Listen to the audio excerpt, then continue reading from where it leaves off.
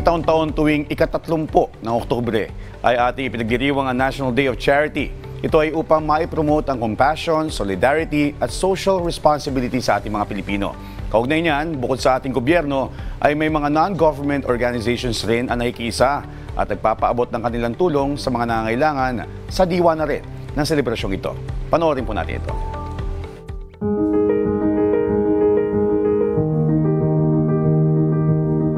Sa gitna ng mga pagsubok at hamon sa buhay, ang pagtulong sa kapwa ay isang liwanag sa marami upang magbibigay ng pag-asa at lakas sa mga nangangailangan. Isa sa mga lugar kung saan madalas makita ang pagtulong at pagmamalasakit ay sa mga ospital. Malaking tulong ang mga charity events, gaya na lamang ng ginagawa ng isang brotherhood organization na matagal nang tumutulong sa mga batang nasa National Children's Hospital. Sa taong ito, 5 compact multi-stage water filtration systems ang kanilang ipinagkaloob.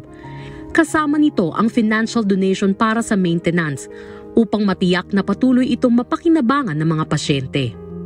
This time we donated a water filtration system kasi parang it's also in line with our advocacy also na mabawasan na rin yung mga plastic bottles.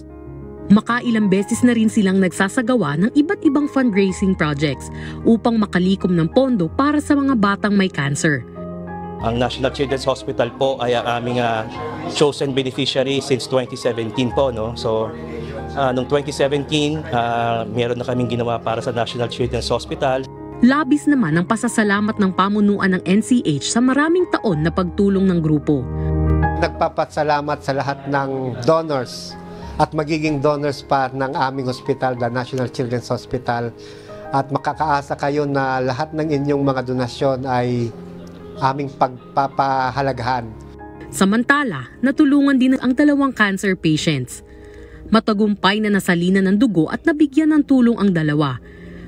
Nagpapasalamat po ako na nagpadala po ng tulong. Malaking bagay po ito para sa amin, para po sa aking medikasyon, at para po sa araw-araw kong pangangailangan sa aking treatment. Nagpapasalamat po ako. Malaking tulong po ito sa aking pagpapagaling. Sana po marami pa kayong matulungan at pagpalain po kayo ng Panginoon. Ang mga gawaing ito ay patunay ng kanilang dedikasyon sa pagtulong sa mga nangangailangan. Ang kanilang mga proyekto ay nagbibigay ng pag-asa at suporta sa mga bata at matandang pasyente at maging sa kanilang mga pamilya. It's very important for us to come up with projects that would bound the brother together. Yun ang bagong tradition. This is very important, itong mga humanitarian and social civic projects namin, because this is really the face of our organization. To help those who are less fortunate in life. Kaya ganun na lamang din pagtingin ni Pangulong Ferdinand Marcos Jr. sa pagbibigay diin sa kahalagahan ng pagkakawanggawa at pagbibigay ng tulong sa mga nangangailangan. Kaugnay nito, idineklara rin niya ang October 30 bilang National Day of Charity o ang pambansang araw ng kawanggawa. Katuwang ng mga organisasyon at ibang grupo, hangad ng National Charity Day na ipaalala sa bawat isa na lahat tayo ay may kakayahang magbigay ng tulong at pagmamahal sa kapwa. Walang malaki o maliit sa pagtulong. Ang mahalaga ay bukal sa puso mo ang magbigay ng pag-asa sa mga nangangailangan.